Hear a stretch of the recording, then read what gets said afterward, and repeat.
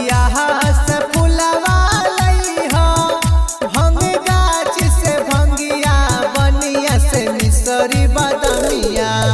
शिव गुरु के करी हा भजनमा, आज अपने अंगनमा। शिव गुरु के करी हा भजनमा, आज अपने अंगनमा।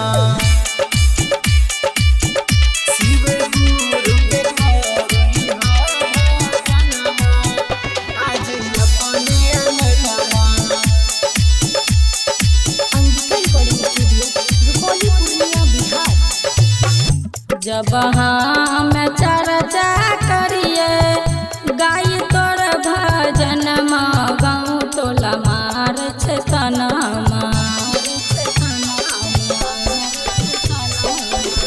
जब हम चर्चा करिए गाई तोर भजन गाँव टोला मार छे तनमा। सुनी सुनी बरसे अपने अंगनमा, सुनी सुनी बरसे नयनमा, आज अपने अंगनमा। करिले गे शिष्या कहूँ हमार भजनमा, गाँव टोला सुनी सुनी तनमा। नाम तोरो लिखैलौ हमर शरणमा, आज तोहरे अंगनमा। शिव गुरु के करिले भजनमा, आज अपने अंगनमा। शिव गुरु के करिले भजनमा, आज अपने अंगनमा।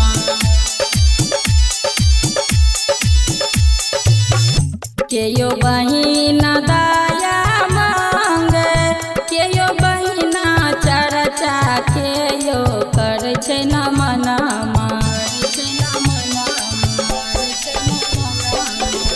केयो बहिना दया मांगे, केयो बहिना चर्चा, केयो कर छै नमनमा।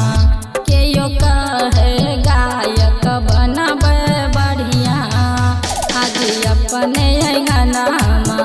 केयो कहे गायक बनबै बढ़िया, आज अपने अंगनमा।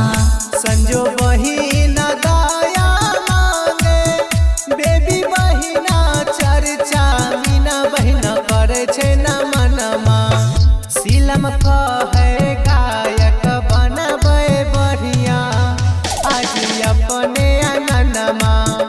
रोशन कहे गायक बनबै बढ़िया, आज अपने अंगनमा। कहवा से फूलबा लेबै, कहवा से भंगिया के पतिया, मिसरी बदमिया। कि न करबै भजनमा, आज अपने अंगनमा। कि न करबै भजनमा, आज अपने अंगनमा। मलिया से फुलवा लइहा, भंग गाछ से भंगिया, बनिया से मिसरी बदमिया। शिव गुरु के करी हा भजनमा, आज अपने अंगनमा।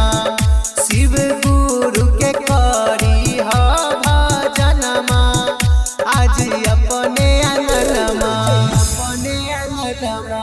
Angika recording studio, Rupauli, Purnia, Bihar.